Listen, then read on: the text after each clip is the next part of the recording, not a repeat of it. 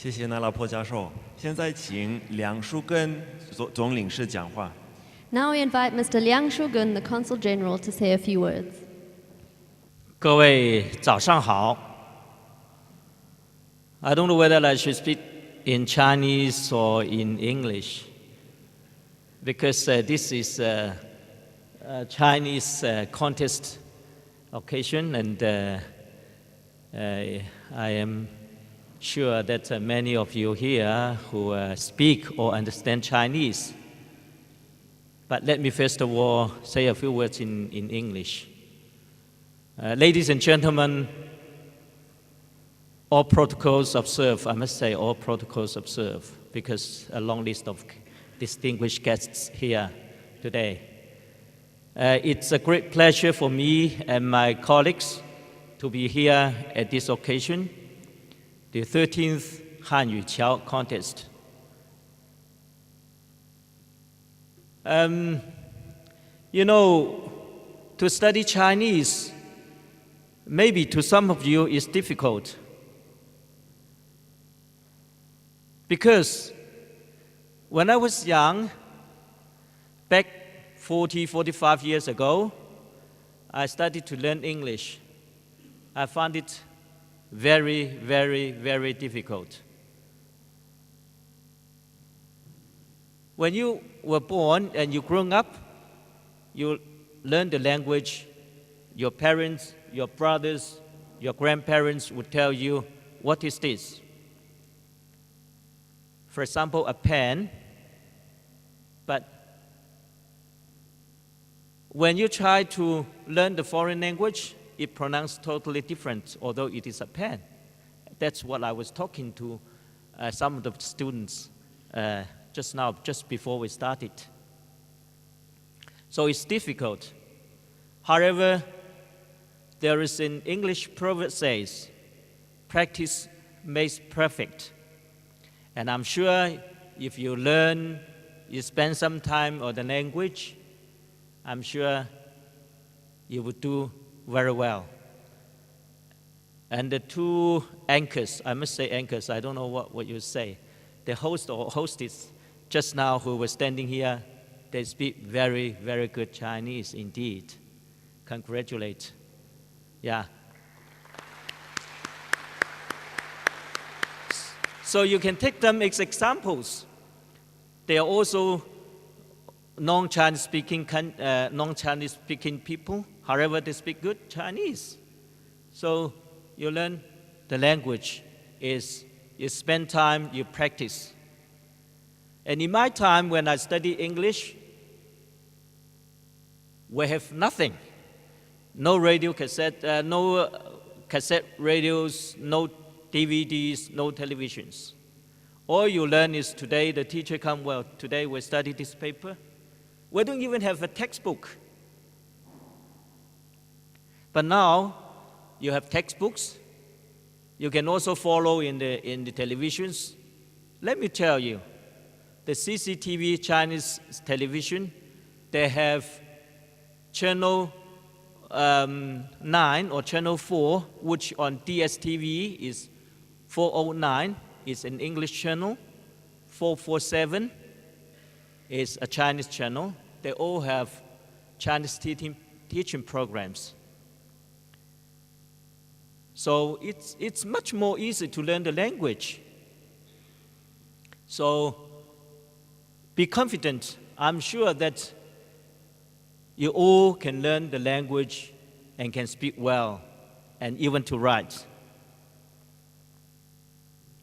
So today I'm very happy to be here to see how you are going to tell us how you learn the language and what you have achieved.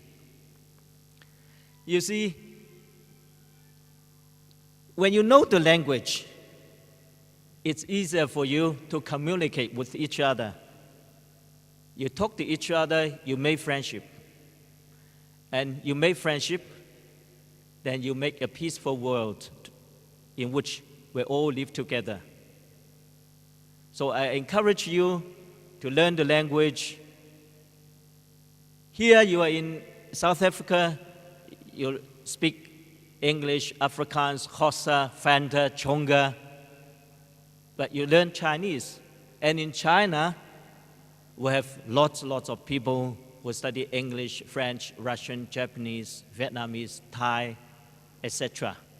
I'm sure they have people to study Afrikaans or Xhosas.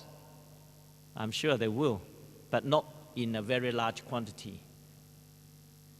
So, on the one hand, they build up the friendship while they use language to communicate and understand each other. Also, for some people, it also means a skill. You see, China and South Africa enjoy very good relations. And trade, economic, investment relationship is vibrant. People-to-people exchange are also on the increase year by year.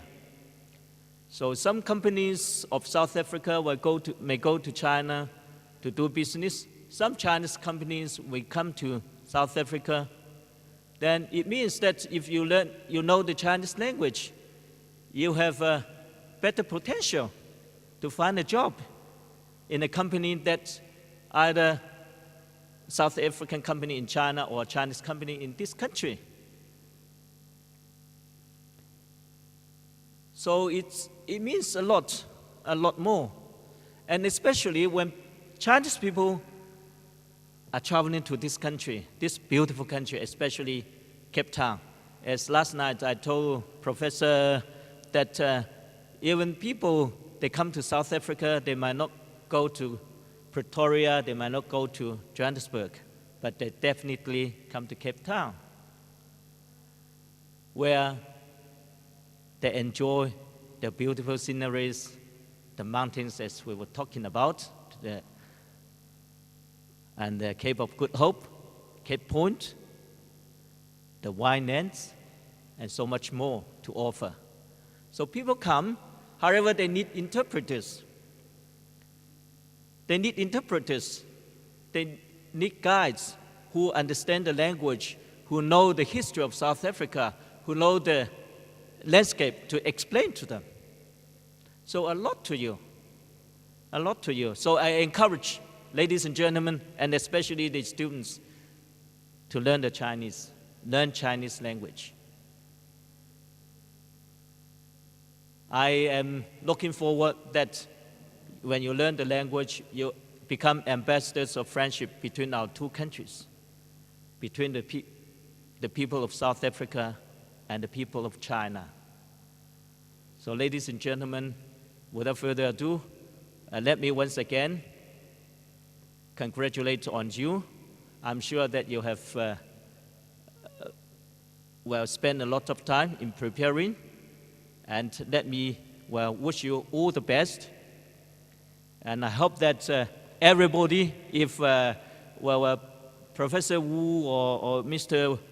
Songbo from the embassy would agree with me, that all the contestants will be able to travel to Beijing for the world competition in China. I hope so, but I don't know who will be able to go. But let me congratulate in advance for those who are qualified. And I also wish to thank the University of Cape Town for offering such a beautiful venue, such a beautiful Jamison Memorial Hall, is it? If I'm correct. Such a beautiful hall in which the contest would take place. And I also thank the Confucius Institute of UCT, and especially the volunteers. Without your hard work, then the occasion would not be possible. Once again, thank you, and 谢谢。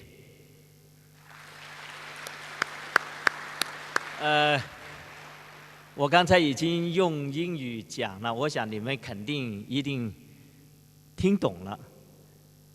那么我呢，在这里呢，一个要祝贺我们的参选的学生，祝你们在待会的表演中取得好的成绩。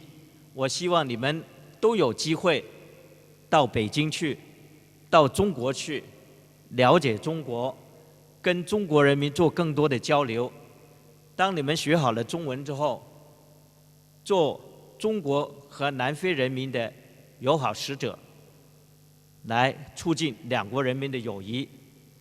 再次谢谢你们，祝你们取得好的成绩。Last but not the least, let me also thank the judges.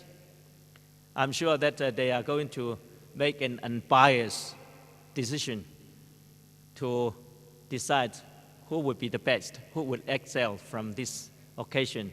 So, thank you, judges. Thank you. 现在请杰皮先生。